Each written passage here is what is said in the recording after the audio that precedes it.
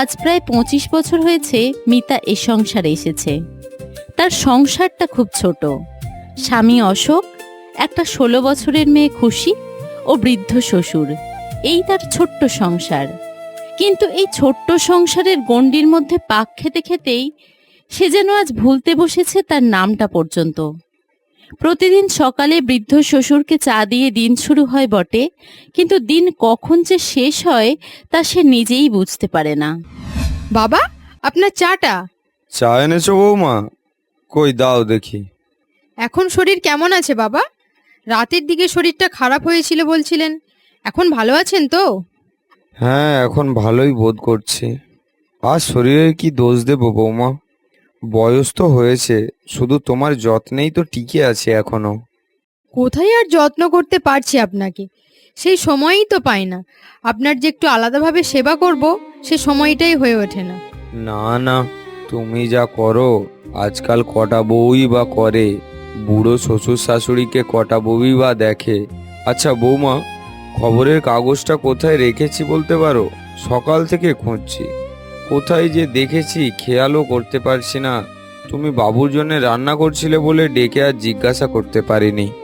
খবরের কাগজ? খবরের কাগজ তো আপনি বিছানায় বসে সকালে পড়ছিলেন, মনে হয় বিছানাতেই পড়ে আছে। দাঁড়ান, আমি এনে দিচ্ছি। হ্যাঁ হ্যাঁ, বিছানাতেই আছে, এনে দাও তো তবে। কি গো, শুনছো? একবার আসো এইখানে। যাও যাও বৌমা, বাবু ডাকছে, কি দরকার গিয়ে দেখো একবার। বলো বলো, কি হয়েছে বলো। আমার মোজাগুলো কোথায় গেল? মোজাগুলো? ও, মোজাগুলো তো বাইরে একটু রোদে দিয়েছিলাম। উফ, এই কাজে যাওয়ার সময় এটা পাওয়া যাবে না, ওটা পাওয়া যাবে না, এখানে ওখানে আমার জিনিসপত্র সরালে কাজে যাওয়ার সময় হাতের সামনে রাখো না কেন? ঘরেতেই তো থাকো সব সময়, ঘরের কাজ ছাড়া আর করোটাই বা কি? তাও সব এলোমেলো করে রাখো কেন? আবার পেনটা কোথায় গেল? ওই তো পকেটেই তো রাখলে। ও আচ্ছা, টিফিন রেডি করা আছে তো? হ্যাঁ হ্যাঁ, তোমার ব্যাগে গুছিয়ে দিয়েছি। যাক, একটা তবু কাজের কাজ করেছো, ভালো লাগলো। এরকম সব কাজ একটু যত্ন করে গুছিয়ে করলে তো বেশ ভালো লাগে। আমার সব বন্ধুদের বউয়েরা কত ভালো মন্দ টিফিন বানিয়ে দেয়, তাদের মুখে তাদের বউদের নিয়ে কোনোদিন কোনো অভিযোগ শুনিনি। কিন্তু তোমায় নিয়ে যদি মুখ খুলি তো শেষই হয় না। তুমি আমার কথা তোমার বন্ধুদের কাছে বলো বুঝি? তা বলিবই কি, বলতে বাধ্য হই। যদিও তোমার কথা সবার সামনে বলা মানে লজ্জার মুখে পড়া, তাও বিরক্ত হয়ে বলি। ঠিক আছে, এলাম, আজ ফিরতে রাত হবে, ওভার টাইম করবো। আচ্ছা ঠিক আছে। কি গো মা, এখনো ভাত বেড়ে দিলে না? কখন খাবো আর কখন স্কুলে যাব? আজ তো পরীক্ষা আছে, দেরি করলে হবে না। হ্যাঁ মা, চল দিচ্ছি।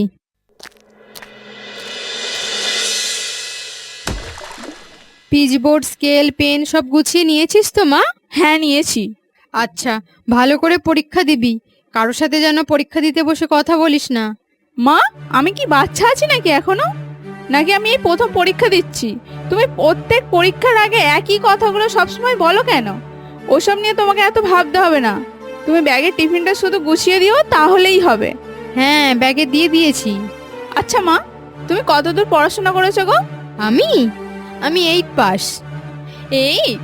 মাত্র 8? মাত্র 8 পাস করেই তুমি পরীক্ষা দেওয়া নিয়ে জ্ঞান দিচ্ছ? আমি তো 10-এ পড়ি মা, তোমার থেকেও বেশি। ওমা, তুমি এত কম কেন পড়াশোনা করেছিলে? বাবারই বা রুচিটা কেন এত খারাপ ছিল যে 8 পাস মেয়েকে বিয়ে করেছিল? ওই জন্যই বাবা তোমাকে কোথাও নিয়ে বেরোয় না। আমারও বন্ধুরা যখন বাড়িতে আসবে তখন একটু সাবধানে কথা বলো, যেন যা তা বলে আমায় আবার লজ্জায় ফেলে দিও না তাদের সামনে। ঠিক আছে, এখন তুই খেয়ে নে। আর একটু ভাত দেবো? না, পরীক্ষা দিতে গেলে এত ভাত কে খায়? তারপর বেশি করে ভাত খেয়ে গিয়ে ঘুমোবো নাকি? ঠিক আছে, তোর পেটে যেমন ধরে খা। আসছি মা, দাদু আসছি। হ্যাঁ দিদি ভাই, সাবধানে যেও, আর ভালো করে পরীক্ষা দেবে। বাবা, আজকে আপনার ছেলে বাজার থেকে একটা মোচা এনেছিল, মোচার ডালনা রাঁধবো। আপনি তো খেতে খুব ভালোবাসেন মোচা। ঠিক আছে করো, কিন্তু এখন একটু বসো এখানে। সেই 7 সকাল থেকে তো কাজ করেই যাচ্ছ, এখানে একটু বসো তো এখন। বাবু প্রতিদিন অফিসে চলে যায়, দিদি ভাইও স্কুলে চলে যায়, তারা সারাদিন ব্যস্ত থাকে। তুমি সারাদিন একা হয়ে যাও, দুটো গল্প করার মতো ঘরে একটা মানুষও নেই। তোমার শাশুড়ি মা থাকলে অবশ্য এমনটা ভাবতে হতো না, সে খুব বকবক করতে ভালোবাসতো। তা সে যখন নেই, এখন এই বুড়ো বাপটার সাথেই দুটো গল্প করো না হয়। এই বুড়োটারও তো সারাদিন একাই চেয়ারে হেলান দিয়ে বসে থেকে থেকে দিন কাটে। বসো তো আজ, শ্বশুর বৌমাতেই না হয় দুটো গল্প করি। আপনিও সারাদিন বড্ড একা অনুভব করেন, তাই না বাবা? তা করি বই কি, গল্প বই, খবরের কাগজ পড়ি, কিন্তু সারাদিন আর কত পড়বো বলো বৌমা। জানো বৌমা, এই বুড়ো বয়সের জ্বালা অনেক, সংসারে আর কোনো কাজে লাগি না আমরা। আপনি এইভাবে কেন বলছেন বাবা? আপনার কি আমি যত্ন করতে পারছি না? কোথাও কি আপনার কোনো খারাপ লাগার মতো কথা আমি বলেছি? না না বৌমা, তুমি তো সব দিয়ে আমায় সেবা করে চলেছো। এর পরেও যদি আমি তোমার উপর অভিযোগ করি, তাহলে আমি নিজের কাছেই নিজে ছোট হয়ে যাব। তুমি অনেক করো আমার জন্য, শুধু আমার জন্যই বা বলছি কেন, তুমি সবার জন্য সব সময় শুধু করেই চলেছো, বরং আমরাই কেউই তোমার জন্য কিছু করতে পারি না। আচ্ছা বৌমা, তুমি ভালো আছো তো? আমি? হঠাৎ এইরকম প্রশ্ন করছেন কেন বাবা আপনি? সত্যি হঠাৎই বটে, তোমাকে কোনোদিন কেউ আমরা জিজ্ঞাসা করি না যে তুমি ভালো আছো কি না। আজ হঠাৎ তোমার কাছে এই প্রশ্ন নতুন ঠেকবেই বই কি। হ্যাঁ বাবা, আমি ভালো আছি। না মা, ভালো নেই। আমি জানি তুমি ভালো নেই। বাবু তোমাকে সব সময় কথায় কথায় অপমান করে, তোমাকে ছোট করে, মান দেয় না তোমাকে। আমি সবই জানি মা, এই ইজি চেয়ারে বসে বসে আমি সব শুনতে পাই। তুমি ভালো নেই এই সংসারে, আমরা তোমায় কেউ ভালো রাখতে পারছি না। তবে আজ যদি তোমার শাশুড়ি মা বেঁচে থাকতো, সে কিন্তু তোমায় খুব ভালোবাসতো। সে মানুষটা বড্ড ভালো ছিল। আচ্ছা মা, একটা প্রশ্ন করব তোমায়, সত্যি করে এই বুড়ো বাপটাকে একটা জবাব দেবে? হ্যাঁ বাবা, বলুন না কি? আচ্ছা, তোমার কি করতে ভালো লাগে মা? বলবো? হ্যাঁ বলো। জানেন বাবা, আমার বিয়ের আগে একটা সেলাই স্কুল ছিল। অনেক মেয়ে সেখানে সেলাই শিখতো। আমি তাদের নিজের হাতে সবাইকে ধরে ধরে সেলাই শেখাতাম। আমার খুব সেলাই শেখাতে ইচ্ছে করে বাবা। তাই নাকি? কই জানতাম না তো আগে। হ্যাঁ বাবা, আপনি জানতেন না, আসলে জানবেনই বা কিভাবে? আপনারা যখন এই বাড়ি থেকে আমার জন্য বিয়ের সম্বন্ধ নিয়ে গিয়েছিলেন, তখন ওই সেলাই শেখানোর ব্যাপারটা আপনাদের কাছে গোপন করা হয়েছিল। আমায় বলা হয়েছিল আপনারা হয়তো ওই সেলাই শেখানোর বিষয়টা পছন্দ করবেন না, তাই বলতে বারণ করেছিল। পরে অবশ্য আপনার ছেলেকে বলেছিলাম, কিন্তু ওর একদম পছন্দ নয় আমি ও কাজ আবার করি। বলেছিল মা নেই, মন দিয়ে সংসারটা করো, তোমার ওপর আমরা সবাই তো এখন নির্ভর করে আছি, তুমি এখন ওসব নিয়ে ব্যস্ত হয়ে গেলে চলবে কি করে? মেয়েটাও ছোট ছিল তখন, তারপর মেয়ে বড় হয়ে উঠল, কিন্তু আর হয়ে উঠলো কই? খুশি তো এখন অনেক বড় হয়ে উঠলো, কিন্তু সে তো তাকে নিয়েই ব্যস্ত হয়ে গেল। তোমার সঙ্গে কি দুটো কথা বলার সময় আছে তার এখন? নেই। তুমি শুধু সবার সুবিধা অসুবিধার কথা সব সময় ভেবে এসেছো বৌমা, কিন্তু তোমার জন্য কেউ ভাবেনি। আচ্ছা বৌমা, তোমার জন্য আমরা কি কিছু পরিবর্তন করেছি আমাদের জীবনে? কেউ ভেবেছি কি তোমার কথা? তুমি এতদিন যেভাবে সংসারের কথা দিন রাত ভেবেছো, এতে তুমি কটা লোককে খুশি করতে পেরেছো? আদৌ কি পেরেছো? না, কেউ কারোর কথা ভাবে না গো, নিজের কথাই ভাবতে হয়। যেদিন তুমি নিজেকে ভালোবাসবে, নিজের স্বপ্নকে সম্মান করবে, সেই দিন থেকেই তোমাকে সবাই সম্মান করবে, তার আগে না। তুমি আজই আর একবার অশোকের কাছে সেলাই স্কুলের বিষয়ে কথা বলো, আবার নতুন করে শুরু করো বৌমা, বুঝেছো? ঠিক আছে বাবা। ভেবেছিলাম আজ ফিরতে দেরি হবে, কিন্তু তাড়াতাড়ি কাজ মিটে গেল। যদিও ঠিক সময় চলে এসেছিলাম বলে তাই, নইলে ঘরে ঢোকার সঙ্গে সঙ্গেই বাইরে এমন বৃষ্টি শুরু হলো যে আর একটু হলেই পুরো ভিজে যেতাম। আজ তো ছাতাটাও নিয়ে যেতে ভুলে গিয়েছিলাম। তুমি আমার ব্যাগে সবসময় ছাতাটা গুছিয়ে রাখতে পারো না? কি হলো, চুপ করে যে? কিছু বলছো না কেন? কিছু হয়েছে নাকি? কই না তো, কিছু হয়নি তো। কিছু হলে বলতে পারো। একটা কথা বলবো? কি? বিয়ের আগে তো আমি সেলাই স্কুল চালাতাম, তোমায় তো বলেছিলাম, তখন নানা কারণে হয়ে ওঠেনি। এখন যদি আবার নতুন করে শুরু করতাম ওটা। তুমি কি পাগল হয়েছো নাকি? বাবা সময় সময় ওষুধ দেওয়া, মেয়ের পড়াশোনা, ভাবছো কি করে এসব এখন? আমারও তো সকালে কাজে যাওয়ায় কত তাড়া, তুমি এমনি সব কিছু টাইমে গুছিয়ে দিতে পারো না, আবার ভাবছো কি করে এইসব এখন? ওসব কিছু করতে হবে না, যেমন সংসারটা সামলাচ্ছ সুন্দর করে সংসারটা সামলাও। তাছাড়া তোমার কি টাকার অভাব পড়েছে নাকি? আমি কি কিছু তোমার অভাব রেখেছি? না, বিষয়টা শুধু টাকার নয়, আসলে তুমি খুশি, সবাই চলে যাওয়ার পর সারাদিন তো বাড়িতে আমি একাই থাকি। বাবার সাথে আজ কথা বলছিলাম, বাবাও রাজি। এখন যদি তুমি অনুমতি দাও তো। না, আমার একদম মত নেই। তাছাড়া এই বয়সে এসে আবার নতুন করে শখ কিসের এত তোমার? এখন সব থেকে গুরুত্বপূর্ণ হলো কার কি প্রয়োজন সেটা দেখে রাখাটা তোমার। তাছাড়া ও কাজ করে তুমি তো এমন কিছু কোটিপতি হয়ে যাবে না। মাঝখান থেকে পাড়ার লোক বলবে বউ খাটিয়ে সংসার চালাচ্ছি। আর বাবাই বা মত দিল কি করে? যত বয়স হচ্ছে দেখছি বাবারও বুদ্ধি লোপ পাচ্ছে। ওসব কিছু করতে হবে না, যেমন সংসার করছো করো। আমায় ঘুমাতে হবে, কাল একটু তাড়াতাড়ি কাজে যাবো, ডেকে দিও। বাবা, আপনার ভুসির শরবতটা। হ্যাঁ বৌমা দাও। বাবুকে দেখলাম আজ বড্ড তাড়াতাড়ি কাজে চলে যেতে। হ্যাঁ, কাল বলছিল আজ একটু তাড়াতাড়ি কাজে যেতে হবে, কাজের চাপ আছে। ও আচ্ছা আচ্ছা। আর তুমি বাবুকে বলেছিলে তোমার ওই সেলাই স্কুলটার কথা? হ্যাঁ বলেছিলাম, কিন্তু আপনার ছেলে রাজি নয়।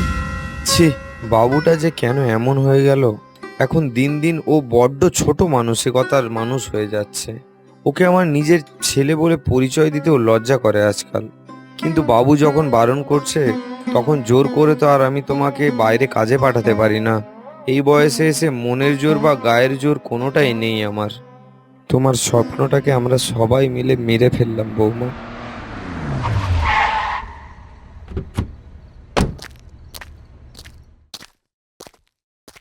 আরে শর্মিষ্ঠা, তুই? যাক, তাহলে চিনতে পেরেছিস। আমি তো তোদের বাড়িতে ঢুকছি এই ভয় নিয়ে যে তুই চিনতে পারবি কিনা। ধুর, কি যে বলিস, চিনতে পারবো না আবার। কেমন আছিস বল? ভালো আছি, তুই কেমন আছিস? আমিও ভালো আছি। বাবা, ও শর্মিষ্ঠা আমার স্কুলের বন্ধু। আচ্ছা আচ্ছা, যাও মা, ভিতরে নিয়ে গিয়ে বসতে দাও। ভালো আছেন তো মেসোমশাই? হ্যাঁ মা, ভালো আছি। তুমি ভালো তো? হ্যাঁ ভালো আছি। চল ভিতরে চল। আমি এইদিকে এসেছিলাম একটু কাজে, তো মনে পড়ে গেল হঠাৎ তোর তো এইদিকেই বাড়ি, তাই বলি একবার দেখা করে যাই। খুব ভালো করেছিস এসে। তবে তুই যে বাড়ি চিনতে পেরেছিস এটাই অনেক। সেই তো বিয়েতে এসেছিলিস, তারপর তো আর কখনোই আসিসনি। তুইও তো আমার খোঁজ নিস না কোনোদিন। আসলে সময় হয়ে ওঠে না রে, সংসারের কাজ নিয়ে এত ব্যস্ত থাকি যে। যাই হোক, আজ কত বছর পর দেখা। কি করছিস এখন তুই? আমার তো নিজের একটা কোম্পানি আছে, সেটাই দেখাশোনা করি।